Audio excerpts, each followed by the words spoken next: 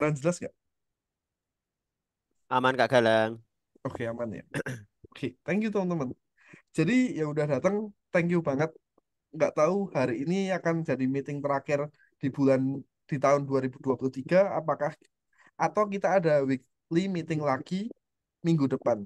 Aku juga nggak tahu. Eh, Semoga ada lagi ya sebelum tutup akhir. Oke, dan sesuai janjiku, aku akan spill sesuatu yang mungkin bikin kalian excited sama meeting selanjutnya adalah aku share screen. Nih,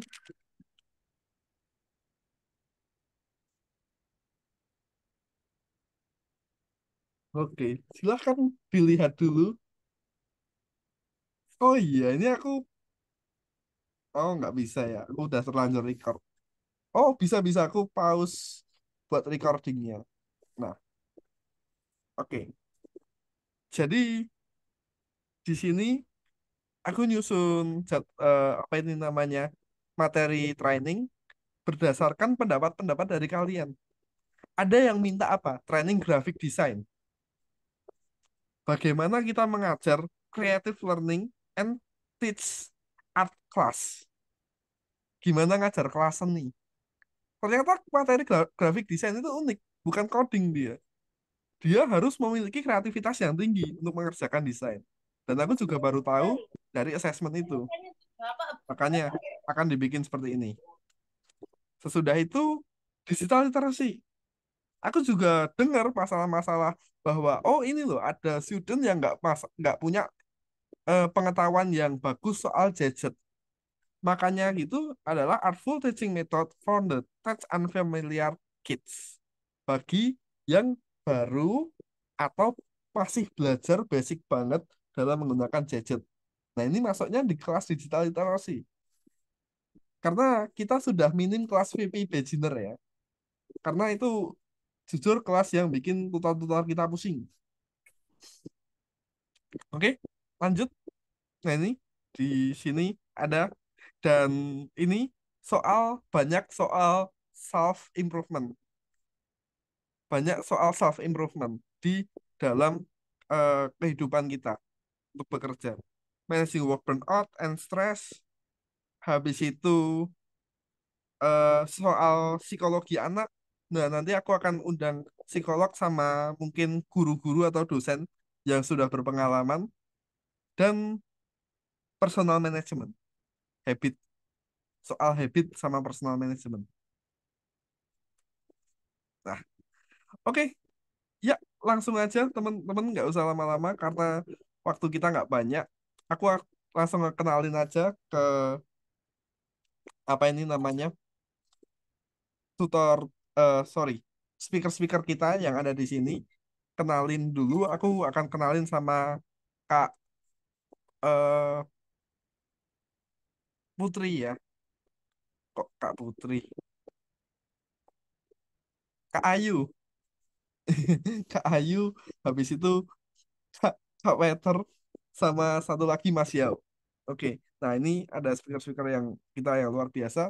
Dan hari ini kita akan membahas gimana kita menghandle kelas replacement. Baik itu one time atau forever. Karena eh, Kak Peter ini termasuk orang yang berani sampai sekarang tuh berani ambil resiko. Yang pertama adalah ngajar kelas-kelas yang eh, apa itu namanya anaknya kebutuhan khusus. Kedua, ngajar kelas-kelas yang bermasalah, yang ortunya komplain, ortunya punya banyak request dan lain-lain. Itu Kak Ayu, Kak Peter itu berani handle. Penuh kelas, penuh-penuh resiko itu berani dihandle mereka. Makanya eh, tak ajak langsung buat jadi ini di sini. Oke, jadi speaker di sini. Oke, kayaknya gitu aja eh, openingnya. Terus aku mau sampaikan lagi ada visual programming competition ya teman-teman ya. Tolong itu di forward ke semua ini, semua grup VP kalian. Baik yang eh, masih VP atau sudah lulus, tolong di forward karena target kita adalah 200 peserta. Nah, jadi silahkan share aja di grup VP kalian soal algorithmic competition. Terus nanti brosurnya aku up lagi. Detailnya semua ada di sana. Baik yang sudah lulus atau yang non VP aja boleh mengikuti. Tapi kalau mau lomba scratch ya nggak apa-apa. Dia boleh mengikuti. Kalau sekiranya dia mau dan bisa scratch, silahkan. Kalian tawarin aja. Semakin banyak yang daftar, semakin baik. Oke, gitu teman-teman. Oke, langsung lanjut aja. Habis ini aku serahkan ke speaker yang pertama ya, Kak Putri ya. Kok Kak Putri lagi? Kak Ayu, astaga. Ayo Kak Galang. Astaga, dari tadi. Kayaknya mesti mulu. Oke, lanjut ya. Aku akan mute dulu. Silahkan. Oke, selamat malam teman-teman tutor Algorithmics. Perkenalkan, aku Ayu, salah satu tutor yang fokusnya di VP ya, di Visual Programming, tapi juga ada pegang Python, ada desain grafis, ada Roblox, sama ada digital literasi. Aduh, banyak banget ya, maafkan. Tapi fokusnya ke VP. Nah, pada hari ini tuh temanya tentang forever replacement ya. Oke, aku lihat tuh sangat excited ketika lagi scrolling di Need Tutor di grup Telegram ketika udah ada yang ngechat Need Tutor for replacement. Wah, langsung jarinya langsung kayak mi aku gitu ya. Jadi sangat excited untuk ngambil kelas yang mau diserah terimakan gitu ya, entah tutor sebelumnya ada bentrok jadwal atau lain sebagainya. Nah, ketika kita udah menang war nih ya, kalau aku bilang itu kayak war tiket Blackpink ya. Jadi kalau udah menang war tuh harus kita gimanain nih eh, si kelas ini. Ada kondisi ketika kita dapat kelas yang seru, ya udah kita enak seru ya kan. Tapi kalau kita ketemunya anaknya udah males-malesan, udah yang entah tutur sebelumnya gimana cara ngajarnya dia nggak ngerti apa-apa gitu kan, malah nggak ngerti apa, nggak ngerti di mana move, di mana point in direction gitu kayak, loh kamu selama ini gimana belajarnya gitu kan. Nah kita harus gimana, padahal ini udah tengah-tengah atau mungkin malah hampir graduation. Jadi situasi-situasi yang kayak gini mungkin akan dihadapi teman-teman ketika ngetik kelas orang gitu ya. Nah langsung aja aku share screen.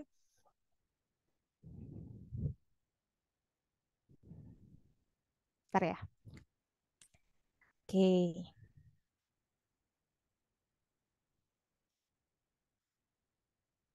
Ntar present.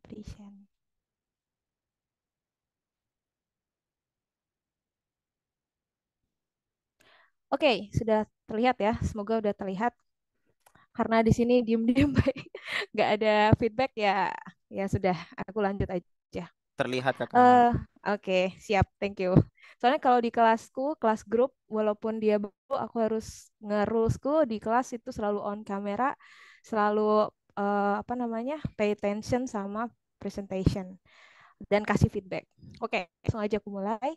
Judul besarnya itu Building New Fun Atmosphere for New Forever Replacement. Nah, aku fokusnya ke how to engage with new students sama breakdown awkward situation. Pasti sangat awkward. Oke. Nah, challenge as a new tutor. Semua PowerPoint ini dalam bahasa Inggris, tapi aku jelasnya pakai bahasa Indonesia ya. Nomor satu itu gimana kalau semua orang, semua anak itu masih nggak bisa move on dari tutornya lama.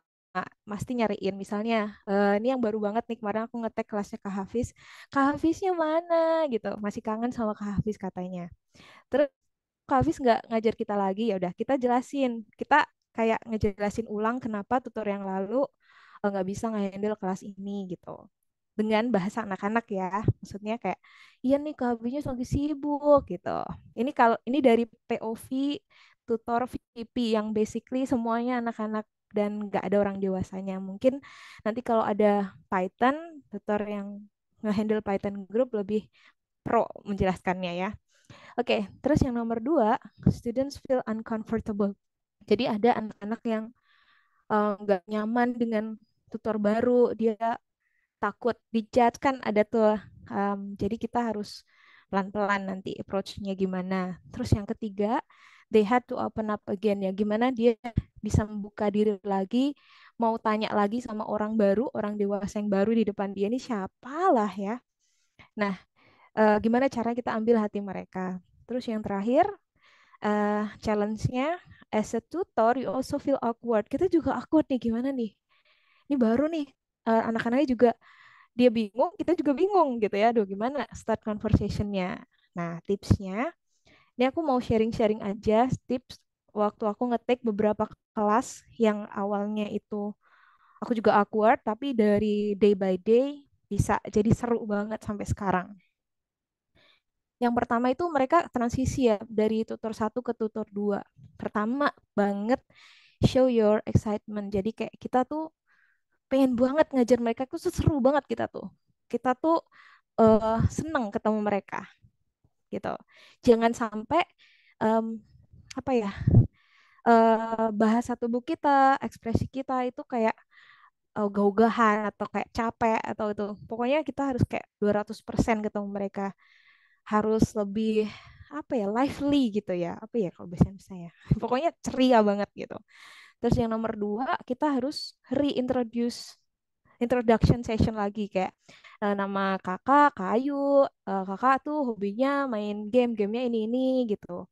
Terus kalian namanya siapa? Nama panggilan aja. Ini short time banget, nggak 20 menit juga. Maksudnya simple aja, tapi tahu nih, oh dia ini namanya ini apa?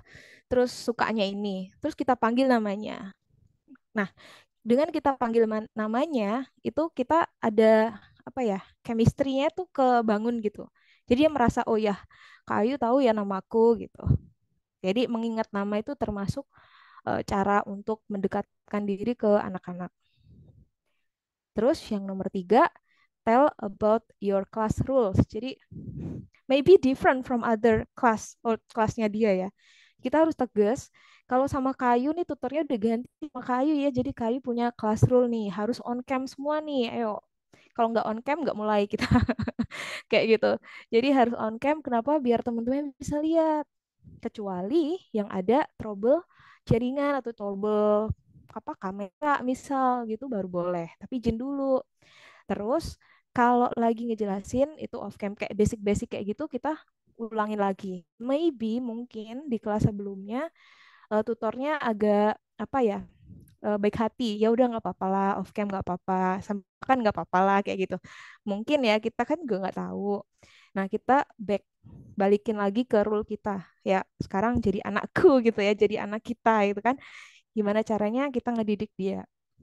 Terus nomor 4, be adaptable ya. Kita juga fleksibel dengan cara mereka belajar. Ada yang apa serius banget, nggak mau diganggu, udah nggak usah tanyain, penting aku bisa. Ada yang harus dipandu terus, ada yang mamanya apa eh, apa tuh namanya, mamanya tuh susah ya, harus dia WA-an kita mulu, padahal kita konsen ke kelas. Enggak. Jadi kita harus fleksibel sama masing-masing member kelas kita itu. Terus atmosfernya enjoyable ya dan fun. Jangan terlalu nge-put pressure. Jadi, wih semuanya harus selesai makanya. Kemarin aku selalu tanya, apakah semuanya harus selesai ya itu apa tasnya? Oh ternyata enggak. Ya udah sebisa mungkin kita menyelesaikan semua tasnya gitu. Tapi ketika ada yang benar-benar nggak bisa, ya udah nanti kita bantu lewat WhatsApp gitu ya. Pokoknya jangan neken mereka, nanti mereka stres. Oke, yang nomor 5. Nah, ini dia nih. Ini agak-agak susah ya. Be funny person. Don't be so serious. Tell jokes. Smile more. Jadi senyum yang banyak. Jadi biar orang itu apa orang anak itu seneng gitu kalau ngelihat teachernya tuh senyum, banyak joke walaupun garing ya. Terus nggak usah serius banget. Kadang-kadang kita juga tell story gimana nih hari ini itu nggak apa-apa. Maksudnya biar kita jadi teman mereka gitu. Jangan terlalu strict banget gitu. Ada kalanya strict, ada kalanya fun gitu. Terus yang aku terapin di kelas tek apa yang aku ngetek kemarin itu di akhir kelas itu aku kasih games. Jadi gamesnya itu dia beda-beda per minggu. Kadang aku kasih kayak challenge emoji, tebak emoji gitu. Terus atau change joke, siapa yang mau ngejok gitu. Terus ada yang pantun, siapa yang mau pantun gitu. Jadi gimana mereka juga berinteraksi, kita juga ikut dalam interaksi mereka gitu. Sama juga kuis, kuis cerdas cermat tuh aku bilangnya. Jadi ada yang 2 tambah 2 kali 0 kayak gitu, gitu-gitu. Aku nggak tahu ya itu ice break atau entah ya. Pokoknya aku senang banget kalau membuat mereka berinteraksi. Rame itu semakin seneng aku. Jangan sampai diem-diem baik. Kalau diem-diem baik pasti dalam hati boring banget dah kelas ini kayak gitu. Oke, yang nomor 6, find their interest. Jadi mereka itu punya interest sama sesuatu. Misalnya yang cowok-cowok sukanya main bola atau main game apa, terus tanyain tentang hal itu. Terus habis itu research, nah ini viral jokes on TikTok ya. Kalau misalnya dia punya hobi main TikTok gitu ada eh, apa ya eh, kata-kata lucu dari TikTok itu boleh apa disisipin di percakapan kita misalnya kan ini susah banget terus oh it's okay Quintana teng teng teng teng teng kayak gitu-gitu jadi mereka tuh kayak oh iya lucu ya oh ya kayak gitu jadi seneng gitu jadi dia apa ya jadi pengen datang lagi pengen kelas lagi di minggu depan itu goals kita sebagai tutor jangan sampai dia males ikut meeting kita. Jangan sampai dia bilang mamanya, ah males mah kayak gitu, boring mah teachernya boring kayak gitu. Jangan sampai ada kayak gitu. Jadi dia senang, ilmunya tersampaikan, dan udah deh. Jadi forever kelasnya ini replacementnya berjalan lancar dan dia akan prolong-prolong aja ya kan. Kita goalnya yang paling penting itu ya kan. Terus talk about that ya, itu ngomongin tentang jokes dan lain-lain itu sisipin-sisipin aja. Jadi dia membangun chemistry sama students gitu. Jadi itu sih mengambil hati anak-anak, mengambil hati murid kita. Kalau udah kita bisa apa namanya memberikan ilmu tuh kayak langsung ngalir aja. Terus juga ada bagian-bagian khusus di misalnya programming gitu, disimpelin, dipersimpel. Di apa ya misalnya kemarin sih baru banget biar mereka ingat anak-anak di VP itu forever sama if ya kan buat condition itu pokoknya aku bilangnya dia bestie pokoknya dia bestie kalau nggak ada forever dia nggak bakal bisa gitu ya pokoknya tempelin tuh forever sama if bestie mereka di sini siapa yang punya bestie tuh kasih joke lagi kayak gitu jadi membangun chemistry senang mereka kan oh ya aku kayu aku kayak gitu jadi kelasnya happy life gitu gitu ya. Oke, nah udah jadi ada tips aku ada 6 tips untuk ngehandle forever replacement kelas yang tadinya awkward dengan tips ini ya semoga bisa memecahkan keawkwardan itu sehingga anak-anak bisa seneng sama kelas kita sama tutor barunya dan juga bisa menyerap ilmu yang kita sampaikan. Oke, jadi sekian presentasi dari aku. Semoga bisa bermanfaat buat tutor-tutor, buat teman-teman yang lain. Dan ya, terima kasih.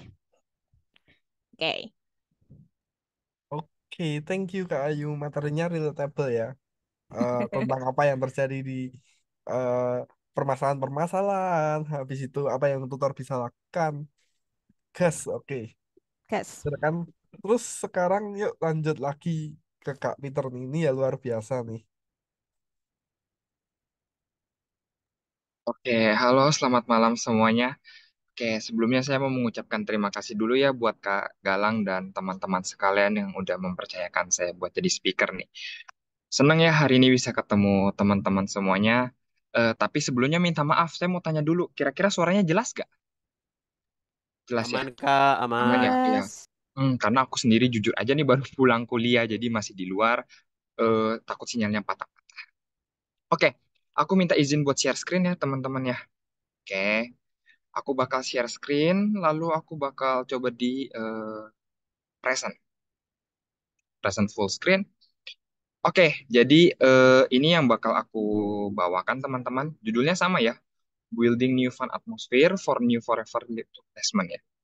Oke, sebelumnya aku bakal jelasin dulu teman-teman, awal-awal pengenalan. Jadi pertama-tama kita harus tahu dulu nih, New Forever Replacement itu apa sih? Berarti kita bakal mengganti selamanya. sampai kelasnya itu habis, betul ya? Nah, tapi di sini apa aja sih yang harus kalian perhatikan buat menggantikan tutor sebelum? Nah, jadi pertama, aku ada 4 poin aja teman-teman, tapi mungkin aku bakal jabarin sedikit-sedikit. Yang pertama, kita bakal berkenalan. Kenapa sih berkenalan? Karena ini merupakan apa? Ini merupakan langkah awal. Perhatikan ya, langkah awal dari pertemuan pertama. Betul ya? Dengan berkenalan, kita itu bisa lebih mengenal dan mengetahui seseorang. Betul ya? Nggak mungkin kita kenal orang itu kalau kita diem-dieman aja. Pasti perlu kenalan satu sama lain. Dan juga mereka bisa mengetahui aturan kelas apa yang bakal dibawakan begitu. Jadi sebelum mulai kelas, biasa aku bacain dulu, oh aturan kelasnya seperti ini. 1, 2, 3, 4, 5, mereka ngerti. Habis itu kita baru berkenalan. Kenapa berkenalan teman-teman? Itu yang tadi aku bilang ya, buat mengenal satu sama lain. Nah, di sini aku juga tulis kesan pertama. Kesan pertama itu sangat menentukan. Hal yang mencakup itu menurut aku ada 5 nih teman-teman. Yang pertama ekspresi. Karena anak-anak itu dan kadang orang tua ngelihat ekspresi kita itu seperti apa. Wah, dari ngajarnya aja ekspresinya udah cembetut begitu. Atau kesel atau gak enak dipandang. Itu ngaruh. Anak murid kita atau orang tua tuh ngeliat, wah udah males ya. Kita juga jadi males. Terkadang bisa begitu teman-teman. Itu yang pertama. Yang kedua, intonasi nada. Dengan kelas baru harusnya kita tuh excited. Oke, halo semua. Bukan kayak, oke, halo semuanya. Itu kan beda nadanya.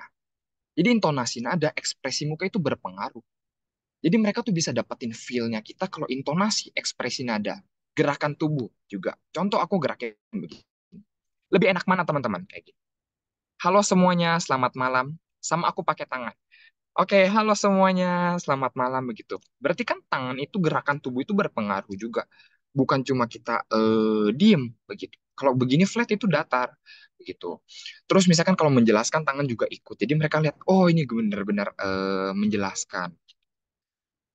Itu jadi yang aku mau jelasin adalah yang pertama itu tadi ekspresi muka, oke, intonasi nada dan gestur tubuh ya. Itu 3. Oke, lalu yang keempat itu adalah cara berkomunikasi dan sosialisasi. Nah, kalau misalkan diperhatikan teman-teman, cara berkomunikasi dan sosialisasi itu berpengaruh ke anak-anak. Kenapa? Karena cara kita berkomunikasi dan sosialisasi itu melihat, apalagi terutama di kelas grup, replacement di kelas grup, melihat kayak, wah, ini tutornya ini mengayomi nggak anak-anak dari pertama sampai akhir begitu. Terus sosialisasinya apakah dia fokus ke satu anak saja atau fokus ke semua anak gitu. Terus orang tua bakal lihat nih tutornya kira-kira anak saya ketinggalan atau anak saya bagaimana, kira-kira diperhatikan nggak ya? Nah, sebelumnya aku mau kasih satu contoh teman-teman. Salah satu contoh waktu aku diberi informasi sama orang tua. Nah, jadi aku ambil dari salah satu aku waktu itu ambil kelas grup. Ada satu anak, dia itu bukan yang nggak bisa, dia bukan yang nggak bisa, tapi dia itu ketinggalan begitu karena agak lambat sinyalnya atau laptopnya saya kurang tahu. Tapi saya selalu tanya, udah belum bisa belum? Saya selalu tanya kalau di kelas grup. Kira-kira di kelas satu ini ada yang pertanyaan nggak? Saya tanya, A udah belum, B udah belum, C udah belum. Jadi mengayomi semuanya. Makanya dia bilang, saya baru full mengikuti ajarannya Kak Peter, suka banget. Bener-bener care dan bisa berinteraksi dan merangkul semua anak. Kenapa? Karena satu-satu saya tanya. A udah selesai belum? B udah selesai belum? Udah bisa belum? Begitu. Saya selalu tanya. Setelah bahas 1 nomor, 2 nomor. Begitu. Terus habis itu saya juga selalu ngomong kan kayak gitu. Kalau mau itu jangan malu-malu kalau mau tanya. Saya ajak ngobrol walaupun kelas grup. Jadi anak-anak yang malu, anak-anak yang kesulitan menyampaikan, saya bisa membawanya begitu. Satu-satu diperhatikan. Itu yang tadi saya mau maksud. Oke, next lalu saya share screen lagi. Di sini teman-teman, kalau diperhatikan perhatian, ini ya yang tadi saya maksud ya, care, perhatian. Jadi kita nggak tahu nih, dari misalkan ngajar 6 anak, kita nggak tahu nih, 6 anak apakah ngerti semua, kalau nggak ngomong. Betul ya? Bahkan semua tuh perlu komunikasi. Nggak mungkin si A tahu, si A lagi sakit, si A lagi seneng, si A lagi sedih, kalau A nggak ngomong. Kita juga nggak tahu anak-anak ini tuh ngerti apa enggak. Karena muka bisa mengecoh, mukanya senyum-senyum gampang. Iya bisa, iya bisa. Tapi kita nggak tahu kalau mereka nggak share screen bisa apa enggak. Betul nggak? Perhatian, itulah ya teman-teman. Ekspresinya tuh sama intonasinya diperhatikan agar anak-anak tuh merasa nyaman. Cara komunikasi, jangan satu anak. ke anak-anak lain. Beda kalau kelasnya private. Mungkin kalian lebih fokus. Tapi kalau misalkan grup, kalian harus memperhatikan semuanya. Itu ya yang pertama. Nah, yang kedua teman-teman, kalau diperhatikan lagi, itu ada yang namanya menganalisa. Analisa itu penting, penting banget. Kenapa? Dengan adanya analisa, kita mengetahui beberapa hal. Ini yang selalu saya pakai analisa. Tiga. Pertama, saya tahu moodnya anak itu seperti apa. Yang kedua, saya tahu metode belajar anak seperti apa yang anak suka. Yang ketiga, mengetahui pemahaman anak. Ini balik lagi yang pertama. Kalau mulai awal-awal, kita nggak tahu kondisi anak ini dari sekolah, dari rumah, atau dari mana itu kondisinya seperti apa. Ada anak yang udah capek, ada anak yang lagi kesel, ada anak yang lagi sedih, ada anak yang lagi happy. Kita nggak tahu. Perlu kita analisa setiap anak-anak. Makanya saya juga minta on cam gitu. Dari ekspresi muka kelihatan gitu. Anak-anak tuh moodnya seperti apa? Harus kalian analisa. Jangan kalian satu pukul rata semua. Bayangin mereka semua tuh have fun semua. Mereka tuh happy. Nggak bisa dipukul rata. Lihat mood anak-anak satu-satu gitu. Beda kalau private kan udah langsung kelihatan. Jadi ini saya lebih membahas ke kelas grup. Karena kalau private lebih cenderung kelihatan ya. Kalau grup itu biasa kita harus tahu satu-satu anak tuh seperti apa. Terus kita tahu metode belajarnya si A tuh seperti apa, metode belajarnya si B seperti apa, si C seperti apa. Itu kita pakein analisa. Yang ketiga, kita bakal tahu pemahaman anak tuh seperti apa. Apalagi kalau kita megang kelas banyak, megang kelas yang anak-anaknya banyak, sorry. Kalau anak-anaknya banyak, kita kan harus tahu satu-satu itu paham apa enggak, balik lagi. Ya, makanya pentingnya analisa. Saya bakal kasih satu contoh. Hari ini saya mengajar, saya kasih satu analisa. Nama anaknya Nicholas. Mungkin saya stop share aja. Saya share-nya pakai share screen aja biar nggak stop share, share screen, stop share, share screen. Oke, nama anak yang saya ajar itu adalah namanya Nicholas, teman. Di sini saya catat, bikin catatan kecil. Jadi jangan diam aja saat mengajar. Jadi sambil mengajar itu kadang saya catat di buku, cuma bukunya ketinggalan, jadi saya catat di notepad-nya laptop begitu. Jadi di hari Senin ini saya tahu si Nicholas ini aktif sebenarnya teman-teman. Tadi ya, kelas tadi siang dia aktif. Cuma dia malu-malu nanya. Ini pertama kalinya saya nge-handle dia. Terus akhirnya saya pancing, cerita yuk. Begitu pas di break time, di ice breaking, saya pancing cerita. Dia tuh mau cerita, cuma harus dipancing dulu atau harus diajak. Dan anaknya ini pinter, dia mudah fokus. Tapi reaksi mukanya ketahuan kalau ngerti atau enggak. Karena dia kelihatan, dia pinter. Tapi kalau nggak ngerti, dia diem atau cemberut langsung. Nah itu kelihatan banget tuh anaknya. Evaluasi buat diri saya harus lebih sering tanya dia dan perhatiin sini. Saya harus lebih aktif. Aktifnya maksudnya begini, aktif bukan aktif mengajarkan saja. Aktif tanya dia, aktif ngajak ngobrol dia. Itu evaluasi diri buat saya. Jadi harus bikin catatan kecil begitu. Oke, saya bakal coba close, saya minimize lagi. Ini ya teman-teman ya, menganalisa. Tapi kalau misalkan teman-teman menganalisa, lebih fokusnya lagi pas kapan? Menganalisanya itu pas ice breaking begitu. Ice breaking itu kalian tahu ya, tujuannya itu buat mencairkan suasana. Ada beberapa yang bisa dilakukan dengan ice breaking. Contohnya kalian menganalisa. Jadi waktu saya menganalisa bukan di dalam kelasnya ya. Di kelasnya itu saya catat. Tapi saya pikirin itu analisa pas lagi ice breaking. Jadi pas mereka mungkin saya itu random. Saya bisa kasih mereka istirahat. Mungkin, yuk aku kasih waktu kalian ya 3 menit buat minum, buat ke toilet, buat cuci muka begitu. Nah 3 menit aku pakai buka catatan. Oh si A begini, si B, si B, C, D, E begini. Saya baca lagi analisis pas ice breaking. Gitu. Jangan pas kalian daleminnya itu pas kelas ngeblank nanti. Gitu. Jadi pas ice breaking. Atau mungkin pas ice breaking nggak bisa istirahat, kalian pas bermain aja, pas bermain ajak main gitu. Bikin hangman aja, share screen-nya whiteboard, bikin hangman begitu. Terus ajak bercerita satu-satu, gimana kalian hari ini di sekolah? Kalau enggak udah libur, wih udah libur ya. Gimana seneng nggak udah libur? Oh seneng, seneng, seneng. Begitu, liburan kemana? Jadi ajak ngobrol. Baru kalian pakai waktunya buat menganalisa. Itu ya ice breaking ya. Lalu yang keempat, poin aku yang keempat itu adalah ini teman-teman. Evaluasi. Evaluasi ini balik lagi ke aku sendiri, ke pribadi. Kenapa? Evaluasi tahap untuk meningkatkan ya, meningkatkan kualitas mengajar kita di pertemuan yang akan datang. Saya selalu pakai di evaluasi. Jadi di evaluasi ini saya selalu pakai kayak gini. Saya tahu saya banyak kekurangan. Bahkan mungkin CS-CS Kak Galang juga tahu ya kekurangan saya. Satu, saya mungkin slow respon dan lain sebagainya. Ini evaluasi buat saya begitu. Dengan evaluasi begini saya tahu, oh anak-anak itu, oh sebelum selesai kelas saya selalu tanya, teman-teman gimana pengajaran aku begitu. Saya selalu tanya, oh Koko ngajarnya bagus, begini-begini. Cuma saya tanya lagi, kira-kira dari pengajaran aku kalian kurang nyaman di mana? Ada yang bilang, Koko kadang ngajarnya suka kecepatan begitu. Satu, aku catat begitu. Terus yang kedua, Koko waktu istirahatnya kurang lama. Aku catat lagi. Itu pertimbangan buat aku istirahatnya kira-kira 3 menit kah, 4 menit begitu. Atau mungkin aku lambatin intonasi aku atau lain sebagainya. Jadi itu evaluasi diri buat aku lagi ya teman-teman. Oke, sebentar.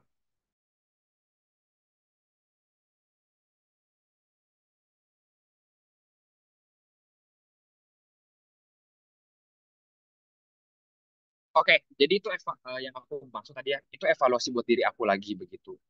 Karena jujur ya, enggak semua pengajaran aku itu diterima baik dengan orang tua murid begitu. Kadang ada yang kasus di mana orang tua muridnya nggak suka begitu teman-teman. Kayak contoh istirahatnya. Waktu itu ada orang tua yang komplain ke aku, istirahat itu buang-buang waktu anak belajar kak, nggak usah waktu istirahat begitu. Atau waktu main-main gitu. Jangan. Itu masukan buat aku. Dan begini, aku pernah dapat satu case di mana mulanya kelas itu harusnya mulainya pukul 18, pukul 6 sore, tapi anak-anaknya itu suka ngaret teman-teman. Kalau kalian jadi aku pilihannya cuma dua. Mulai kelasnya, anak-anak yang lain tertinggal, atau kalian tahan dulu 5 menit atau 10 menit. Karena aku tipe orang yang nggak tegaan, aku minta, teman-teman kita mulainya ngaret ya 18.10, tapi aku udah stay di Zoom. Gitu. Tapi tetap aja ada orang tua murid yang bilang, Kak nggak efisien Kak, tunggu 10 menit. Begitu anak-anaknya kan, waktu-waktu itu kan anaknya bisa dipakai buat belajar apa segala macam. Aku balas begini, Kak, daripada saya mengulangi 2 kali atau anak-anak yang lain ketinggalan materi pembelajarannya, saya tungguin begitu. Dan materinya pun juga saya bakal jelaskan sedetail mungkin, sejelas mungkin. Dan kalau misalkan materinya belum selesai, saya pun tambah waktu toleran begitu. Tetap nggak suka gitu. Itu kan buat evaluasi buat saya begitu. Dengan ada evaluasinya kita bisa mengenal. Saya lebih kenal anak-anak satu ini aktif banget. Oh, yang cewek-cewek ini kayaknya lebih pendiam. Gimana biar cowok sama cewek ini nih berbaur. Dan ini juga meningkatkan kualitas kita dalam membangun suasana yang nyaman, betul ya? Karena kan saya selalu tanya, teman-teman, nyaman gak sih? Nyaman kok. Ada yang bilang enggak. Kenapa nggak nyaman? Oh, mungkin karena terlalu apa? Terlalu cerita-cerita. Aku nggak suka cerita-cerita kok. Begitu. Dari situ kan pertimbangan. Oh, ini anak nih nggak suka kelas yang ramai begitu. Bikinnya apa? Kadang waktu istirahat bikin apa? Breakout room. Begitu, bikin breakout room. Jadi yang satunya istirahat, satunya ajak cerita 1 menit, 2 menit. Satunya istirahat, suruh istirahat, kita ke breakout room satunya begitu. Jadi ada banyak cara. Bener ya? Pakai breakout room. Breakout room itu fitur yang berguna juga, teman-teman. Untuk replace forever replace. Jadi ingat ya, di topik pembahasan aku kali ini, aku cuma mau membahas yang pertama evaluasi, ice breaking, menganalisa, dan berkenalan. Gitu. Jadi kita kenalan dulu. Ingat, ekspresi, intonasi, dan perhatian kita itu dinilai banget. Begitu. Orang tua seneng tutor yang perhatian. Dan orang tua waktu aku ajak telepon, dia bilang begini, betul Kak Peter, nggak semua anak itu bodoh begitu. Nggak semua anak itu lambat. Tapi ada kasus di mana anak itu internet atau laptopnya lambat. Dengan begitu, Kak Peter itu tanyain satu-satu begitu. Berarti Kak Peter memperhatikan anak saya. Anak saya yakin dia pintar. Aku bilang, iya, anak ibu tuh pintar. Makanya itu saya selalu cek satu-satu. Gitu. Jangan ditinggalin, teman-teman. Oh, nanti ya. Oh, nanti ya. Jangan. Oke? Itu, teman-teman. Analisa. Kalian catat. Kira-kira apa sih yang jadi moodnya anak itu, metode belajarnya seperti apa. Karena tiap anak, apalagi grup, wow, tantangannya besar banget. Nggak semua anak itu sama maunya metode belajarnya seperti itu. Ice breaking begitu. Analisa, istirahat, main, cerita. Gitu. Yang terakhir kalian evaluasi. Evaluasi diri kalian, pengajaran kalian tuh seperti apa begitu. Tanya parentsnya, tanya anaknya. Anak dulu baru parents. Kenapa? Karena kan anak yang merasakan mengajar. Parents kan biasanya kan dapat cerita dari anak atau melihat begitu baru kita tahu. Gitu. Itu sih dari aku 4 hal yang penting. Thank you semuanya. Nah, ini aku selipin 2 anak laki-laki perempuan karena di kelas aku dua-duanya pasti selalu ada. Oke, selamat malam semuanya. Terima kasih semuanya. Wah, mantap sekali ya. Detail banget. Bener-bener detail. Bahkan kalau aku disuruh speaking ilmu kayak gini mah, aku nggak tahu ya. Oke, lanjut. Yang terakhir Mas Yao, ini juga keren, luar biasa ini. Nah ya isinya daging semua nih. Bener-bener Dims the Meat Guy kalah sama materi hari ini. Isinya daging semua. Oke, silakan Mas Yao.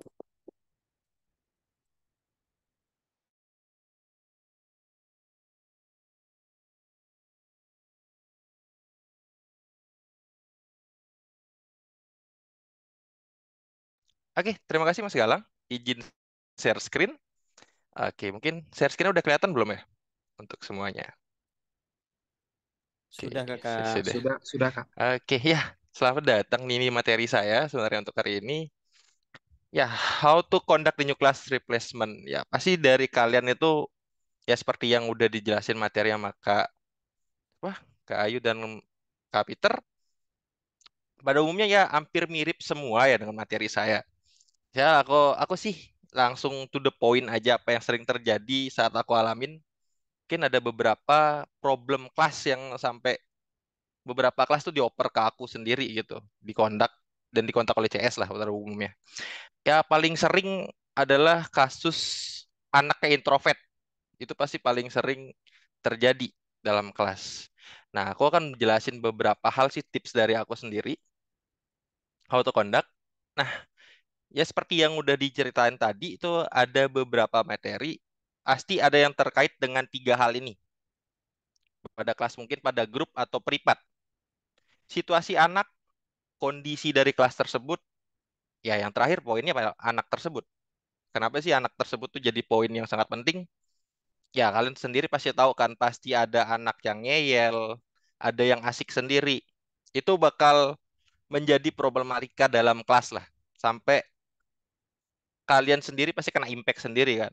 Entah kelas kalian bakal kena komplain, kalau enggak ya pasti anaknya pasti bakal progres dalam kelas tersebut bakal anjlok banget. Ya aku sering ngeliat tuh kalau dapat kelas operan itu pasti aku lihat dari segi pertama itu aku lihat situasi kelas ya saat pertama kali ngajar. Aku analisa, bener kan kata Kak Peter tuh, kita analisa situasi kelas ya.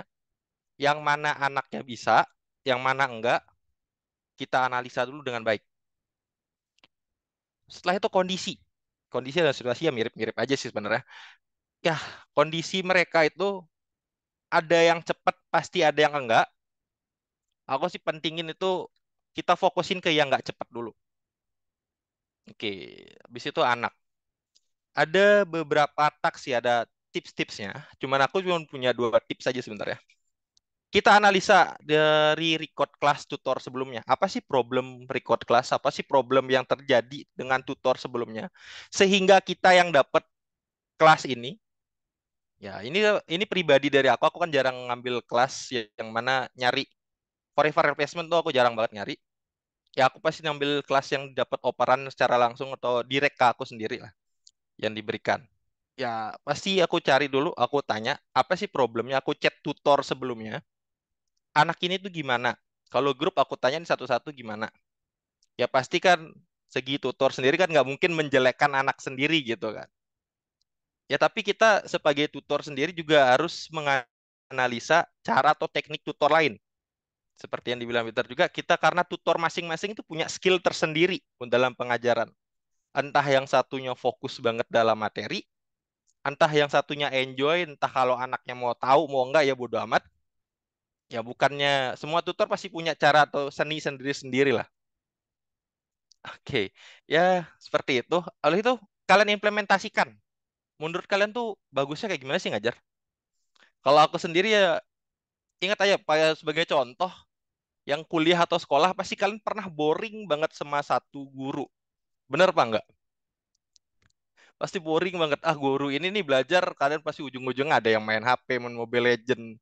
Aku sendiri pasti kayak gitu kan pas zaman sekolah. Ya main HP, Mobile Legend pasti ada beberapa guru juga bakal jadi guru yang favorit banget bagi kalian kan. Wah guru ini ngajarnya enak banget nih. Enak loh ya enjoy enjoy. Nah dari aku sendiri sih opsi seperti itu. Implementasikanlah guru atau pengalaman-pengalaman kalian sama sekolah yang membuat kalian enjoy di kelas tersebut. Contoh guru-gurunya tuh, oh kita sukanya praktek, praktek, praktek, praktek, praktek, ya udah. Kita sebagai generasi mungkin Gen Z lah anggapannya atau milenial, adaptasikanlah yang enjoy tersebut ke dalam kelas di selama pelajaran online. Contoh nih kalau murid-muridku pas kelas ya contohnya ambil kelas Python. Pasti kalian ada yang pelajaran Turtle kan, yang gambar disuruh gambar gedung dan lain-lain.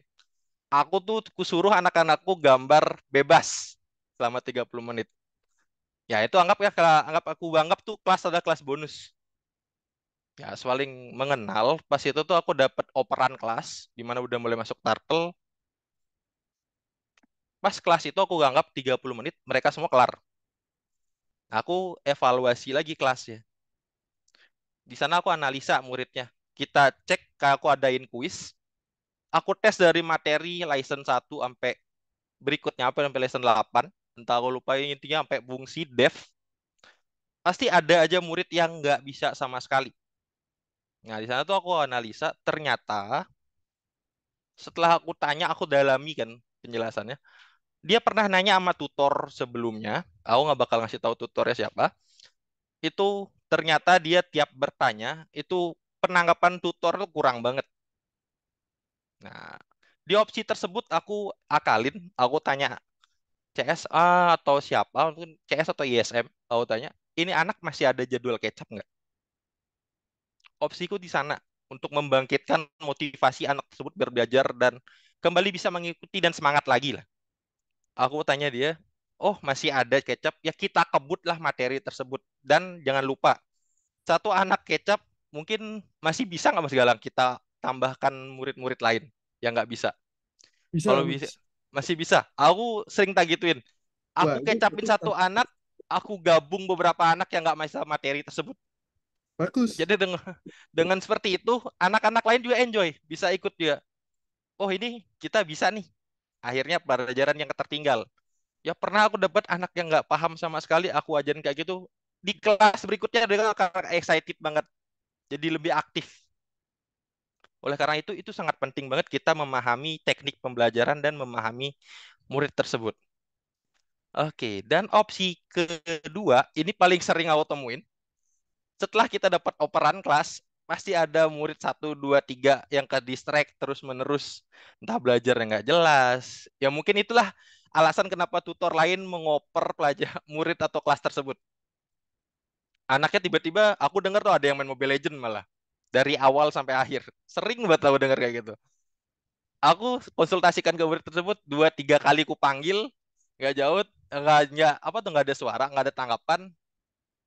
Besoknya aku tanya kan anaknya, ada masalah apa sih gitu. Ya kayak basa-basi sama temen gitu. Apa nggak, kakak ada salah apa gimana dalam pembelajaran? Apa dia ada gimana? Ternyata anak tersebut tuh ada permasalahan dari awal.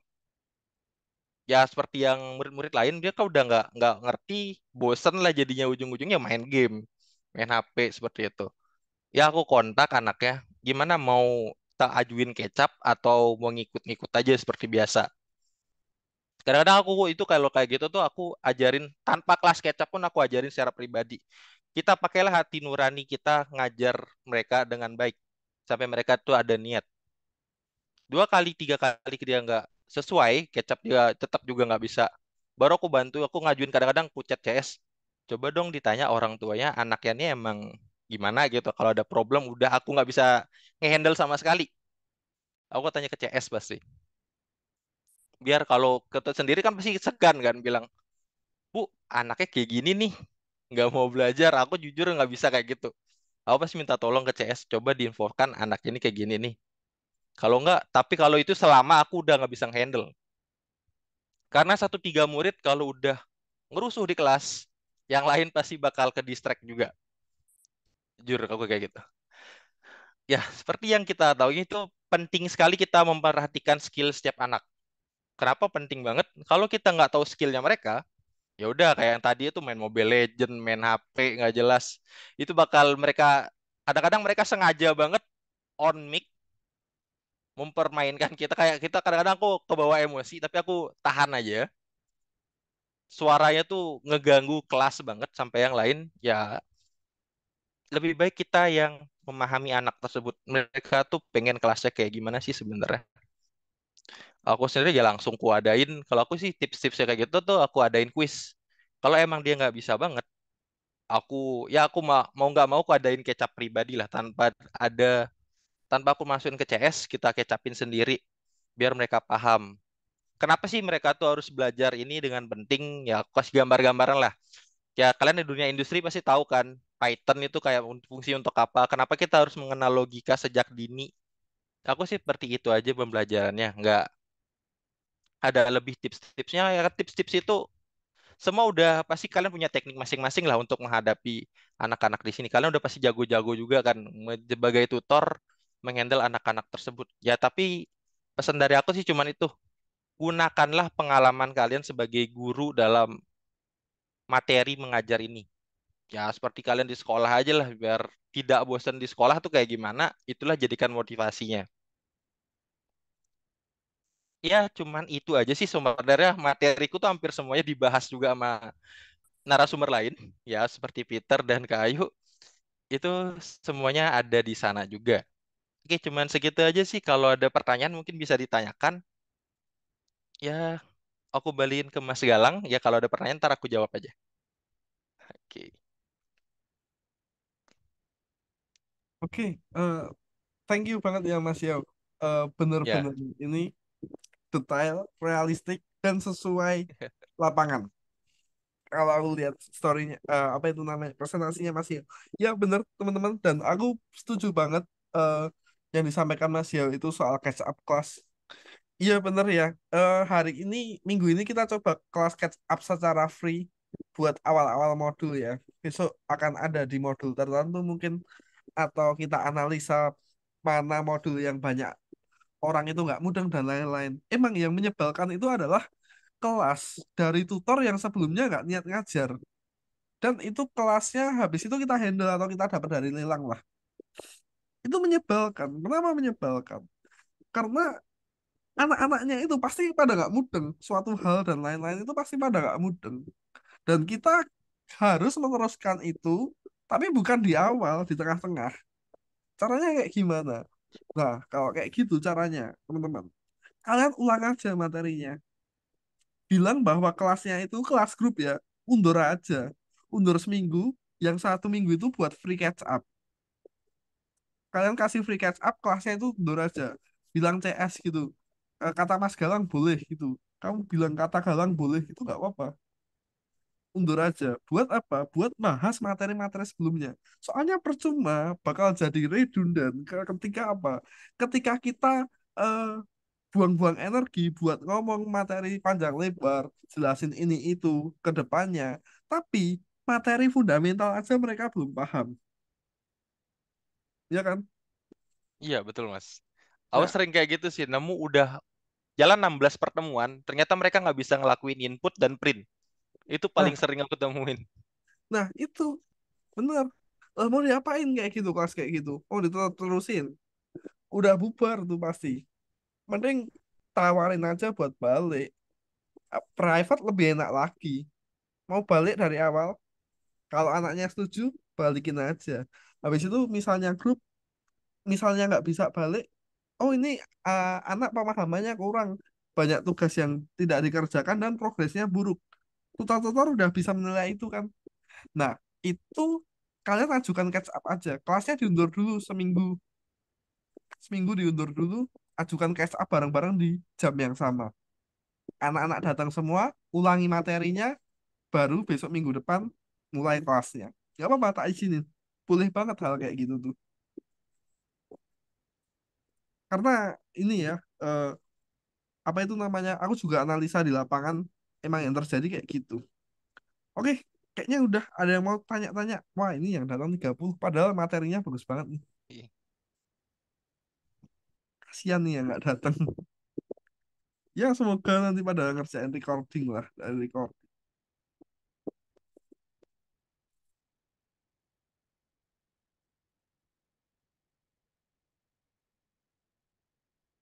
Ada lagi yang mau ditanyain? Kalau nggak ada, nggak usah malam-malam sih. Paling habis ini kita tutup sih. Bener ya, saya juga, eh, apa itu namanya, harapanku ya gini sih. Kita mulai jam 9 lebih dikit, jam 10 kelar. Kak, cara handle berapa komplain? Mungkin dari parents yang mungkin nggak cocok. Nah ini, boleh ini dijawab siapa ini? Jawab speaker kita aja. Tuh ada pertanyaan tuh, Kak, Mas. Cara handle komplain dari parents yang mungkin nggak cocok. Aku sendiri kan pernah dapat komplainan katanya anaknya tidak diperhatikan tuh dalam grup. Padahal aku sering manggil anaknya, ternyata ya problematiknya ternyata kendala di mic. Itu udah pertemuan ketiga, keempat baru dia bilang nggak diperhatikan. Padahal aku sering manggil nama anaknya. Ya, aku sih ya usulanku sendiri sih aku kecap anaknya sih. Aku ajak dia secara private. Ya biar aku paham juga segi apa tuh kemampuan anaknya itu selalu aku tes dalam kecap tersebut kalau udah ada komplain. Entah kalau masih ada kecap ya aku kasih gratis. Kadang-kadang kalau masih ada kecapnya, waktu kecap dari CSR dibilang oke, ya udah aku kasih kecap resminya. Seperti itu sih solusi dari aku. Oke, aku ditambahin ya. Sebenarnya eh, segala komplain itu bisa dikomunikasikan ya. Maksudnya gini loh, komplain selama orang tua komplain itu yang tak lakukan kalau tutor dapat komplain adalah aku konfirmasi ke tutornya. Ini gimana? Karena kita harus lihat dari dua dua sisi ya, dari parentsnya dan dari tutorsnya. Kadang permasalahannya adalah komunikasi. Nah, misalnya kayak gini. Kalau sementara itu bukan yang bersifat parah banget, misalnya kayak gini, tutor aku udah nggak datang 3 kali pertemuan berturut-turut, 3 kali pertemuan berturut-turut nggak datang. Habis itu nggak ngabari, dan muridnya minta ganti. Itu udah jelas kalau itu tutornya ngawur kalau kayak gitu. 3 kali nggak datang, terus habis itu nggak ngabari, muridnya nggak dikasih tahu apa-apa, kan jelas. Tapi ada suatu hal yang misalnya gini. eh, ini setelah dijelaskan sama tutornya ini belum terlalu paham. Anak saya belum bisa menangkap. Atau di kelas grup dia merasa nggak diperhatikan dan lain-lain. Nah, ini adalah dua hal. Apakah benar seperti itu? Atau apakah anak ini emang diam, slow learner dan lain-lain. Bisa beberapa faktor dan banyak. Nah, ini yang harus dikonfirmasi. Terus, untuk kita sebagai tutor, kita gimana? Sementara selama Pak klien itu nggak minta, aku pengen ganti tutor, nggak bilang kayak gitu, atau nggak ada obrolan kasih es kayak gitu. Nah, kita komunikasiin aja, Mam, mohon maaf, eh, eh, kekurangan saya di mana ya? Maksudnya, apakah yang harus saya tingkatkan? Terus habis itu, yang kedua adalah eh, adakah yang ingin disampaikan atau keluhannya apa? Kita dengarkan aja. Habis itu kita lakukan improvement di next ke depannya. Jadi dikomunikasikan, dicari tahu dulu maunya apa. Karena klien itu benar yang dikatakan Mas Fadli dulu ya. Klien itu unik, unik dan kadang menyebalkan gitu loh. Jadi ya gitulah. Apalagi kita gerak di bidang jasa ya. Kayaknya harus semuanya perfect gitu. Tapi walaupun itu nggak bisa dicapai, at least kita kasih effort supaya masalahnya selesai lah. Oke, gitu ya, Kak Putri ya. Oke, ada yang lagi mau tanya lagi? Nih, ada tanya lagi. Tak suruh device-nya. Terus ada yang mengalami. Waduh, kalau device tuh sebenarnya aku nggak punya solusi, Mas, jujur. Kalau device itu gimana ya? Aku nyaranin buat ganti itu nggak enak. Kayak ganti device aja dan lain-lain. Atau pakai ini itu nggak enak. Tapi kalau misalnya itu dipaksa, itu juga nggak bisa. Maksudnya itu sudah hal teknis yang kayak device sama eh, dia financial problem buat prolong gitu. Itu hal yang sama bagiku. Maksudnya benar-benar eksternal yang kurang bisa kita handle gitu loh. Nah, kalau saranku sih ya, selama bisa dioptimalin atau diganti SSD, diinfoin aja. Selama bisa itu. Cuma kalau nggak bisa ya Ya udah sih. Mau gimana lagi?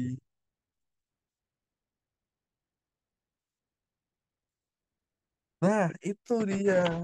Windows 7 kayak gini. Mau diapain ya Windows 7 ini? Nah kan ditanyain aja pelan-pelan apakah ada laptop yang Windows 10 dan lain-lain. Bener sih. Pusing sih kayak gini tuh.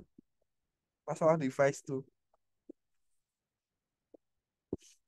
Padahal ya sebenarnya di onboarding bukan di onboarding, di syarat utama belajar di algoritmik adalah udah dijelasin tuh eh ini internet itu minimal 10 MB PS, minimal laptopnya itu Windows 10 gitu. Cuma kadang ya ada ya yang ketika T trial class itu laptop Windows 7 tetap digas aja, yang hasilnya kayak gitu. Mungkin ini dari aku bakal tak obrolin lagi sih. Kalau misalnya laptopnya Windows 7 atau apa mestinya salah yang profiling sih. Tapi kita juga tidak bisa memblok memblok itu supaya tidak masuk. Karena pasti mereka punya pertimbangan dan benernya berhak untuk dapat kesempatan belajar juga. Cuma kita harus komunikasikan lah.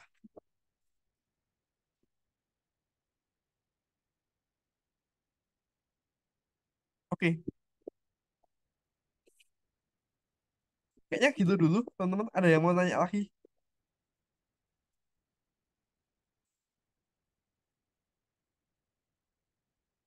Kalau nggak ada, sepertinya kita tutup aja, teman-teman. Thank you banget yang udah join. Hari ini beneran daging banget ya. Nah, itu Itu trial kan, class. coba-coba. Juga masih trial class di desain grafik pilih warna. Habis itu pas install aplikasi gamenya berat. Nggak bisa jalan. Ya, bener itu ya. Hal-hal yang sering terjadi di lapangan tuh seperti itu. Iya sih, karena ketika kita maksa install aplikasi pada saat trial class juga nggak bisa. Karena apa? Karena eh, di trial class itu sudah belum tentu untuk membeli package-nya. Jadi makanya ketika di trial class itu hanya dibikin kerjakan di platform. Jadi seperti itu sih. Ya itu dikomunikasikan aja. Sebenarnya cara ganti SSD itu yang ampuh ya. Ganti SSD, nah full dari web.